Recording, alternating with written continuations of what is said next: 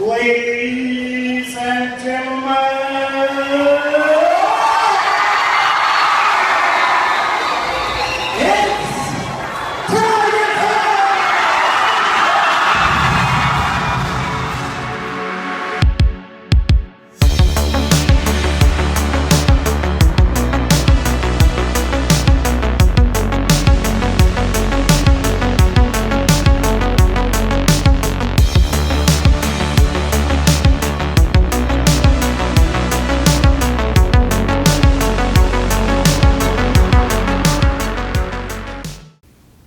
Welcome to Tiger Time, a podcast dedicated to MCHS sports here in Marshall County, Tennessee.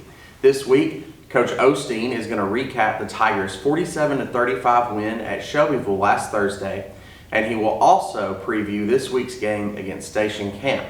You'll also hear from the MCHS History Club's sports correspondent Jamahl Gentry as he talks to the offensive line and Tigers offensive line coach Riazzi about their performance last week as well. This week's episode is sponsored by Waste Management.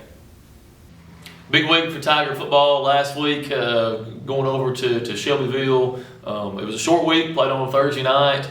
Shelbyville's been a really talented local opponent for a long time now. They had a huge win in week one. We had our hands full. Obviously a very talented big back. Really good running game, athletes all over the field, so it was going to be a great challenge for us, but obviously thrilled with the big win that we had, 47-35, over 5A, Shelbyville Central. Game, had a bunch of ups and downs. It was a great game for a fan to watch. They got their money's worth. Tigers started fast. We're up 21-14 at halftime. Then came out in the second half and Shelbyville put on more steam, scored twice, took the lead. Tigers, we tied it back up, and then we really won the fourth quarter, which was something we stress always by pulling out a big victory. So just really happy with 2 weeks in a row now. We've been down in the second half and have found a way to come back and win. So it makes you feel proud as a coach when you can face that much adversity and still find a way to win. Obviously we still got a lot of stuff we can get better at in all three phases of the game. But just to be sitting 2-0 after two really tough non-region games to start the year makes you very proud. Of course, obviously had a bunch of people that shined in the game. I'm sure you'll hear more from. The offensive line definitely had a big step during the week. It's odd in a varsity football game. We played 9 guys with our varsity offensive line group: Alex Cruz, Dekai Terrell, Caleb Christmas, Gavin Johnson, Reed Mitchell, Kel Ford, Sergio Vilches, Marlon Morris, Bowen Porch, and Logan Nafe. When you've got that many musical chairs up front, and part of the reason we're doing that is because those guys are playing defense. Some of those guys are starting on defense too. Just Coach Riazzi, Coach Blair, Conger, just a great job of making those pieces work, and those guys really taking a big step. Of course, big night from our quarterback, Tyler Thompson. 6 total touchdowns. Just had some really spectacular plays in the game as well. Just it's been fun to see his maturation continue. Our run game took a big step from last week. Obviously, the O-line propelled that. Jamahl Gentry, big night. Had 113 total yards of offense. Big touchdown there in the fourth quarter as well. DJ Gardner, he's the thunder to our lightning. He had a big touchdown run as well. Big nights from our skill guys on the outside. AJ Jones, another 100-plus yard, 2 touchdown receiving night. Kel Hightower, big touchdown there in the second half. Marcus O'Neill had a couple of key first down catches. I think he had 74 yards total on the night. Anthony Smith, another touchdown. Just a total effort from all the guys that played offense. Defensively, we battled a good offense all night. I think we made it tough for them. Obviously gave up a few more yards than you want to, but that guy for Shelbyville is going to run for 1,000,000 yards this year. So we made the stops, and when we when we had to. Defensively, Jamahl Gentry, 9 tackles. He had a fumble recovery, and then, of course, the game-clinching interception there in the fourth quarter that really sent the Tiger sideline into a frenzy. Elijah Cable probably played his best game of the Tiger. Had 10 tackles from his inside linebacker position as well.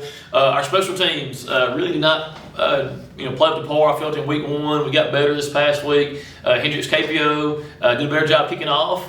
Did a better job with extra points as well. Big shout out to Mylan Bell. He's a junior that's really grown this year. Had 3 big tackles on kickoff. So just an effort that makes you proud to coach. Like where we're at, but still even more itching to see how much better we can get. Welcome to Tiger Time. I'm here with Kale Ford, 6'7", Marshall County O-lineman, and I'm just going to ask him a couple questions about how he feels about playing lineman, playing for Marshall County, and etc. So my first question is, playing O-line, how do you feel? How do you prepare yourself for the game? I feel like going through practice and stuff, they get us ready for the game day, and then, just taking care of my body and stuff, eating good, drinking a whole bunch of water, making sure I'm hitting the weights to stay strong enough to be able to go out there and perform, stuff like that. And seeing like that O-lineman don't get like the much shine as they should, like saying they don't get to run the ball, but they still a big part of the team. How do you go on about that and feel about that? I mean, it's nothing. It's just another day in the job. It's great to block for my guys. I got faith in them that they're gonna make the right decisions as long as we'll go out there and do what we're supposed to do. So there's nothing to it. And do you like this is more of a personal question? Do you like pass blocking or run blocking better?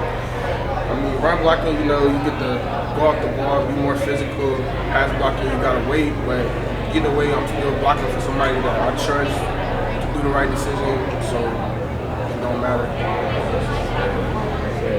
And being 6'7", do you feel like you have more of an advantage to the defensive line, or do you feel like they have an advantage on you because if they're smaller than you, they can get around? They got a little bit of an advantage from like a leverage standpoint because they're already lower than me, so I had to play lower to be able to move them how I should be able to and things like that. But at the same time, I have an advantage because I'm bigger than they are. Most of the time, I'm stronger. So it just depends on the team and personnel that we going against. Sir. Thank you. Tune in to Marshall County Football. This week's Spotlight Players of the Week for the Marshall County Tigers. Number 2, A.J. Jones. Number 3, D.J. Gardner. Number 4, Kel Hightower. Number 6, Marcus O'Neill. Number 8, Jamahl Gentry. Number 16, Tyler Thompson. And number 44, Anthony Smith. The Offensive Players of the Week powered the Tigers to 47 points in their game over the Shelbyville Eagles. Our Defensive Players of the Week were Jamahl Gentry and Elijah Cable. The Tiger Pride Awards of the Week went to the full offensive line: Alex Cruz, 54, 55, Dekias Terrell, 61, Caleb Christmas, 62, Gavin Johnson, 64, Reed Mitchell, 67, Kel Ford, 65, Sergio Vilches, 72, Mylan Morris, and 74, Bowen Porch. This week's Special Team Players of the Week were 19, Mylan Bell, and 27, Hendricks Capio. Our big hit of the week came from 25, Jaden Keys. Those are our Spotlight Players of the Week.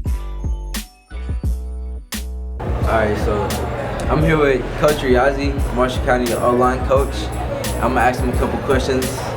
So my first question is, how do you prepare your O-linemen throughout each week to get ready for the game?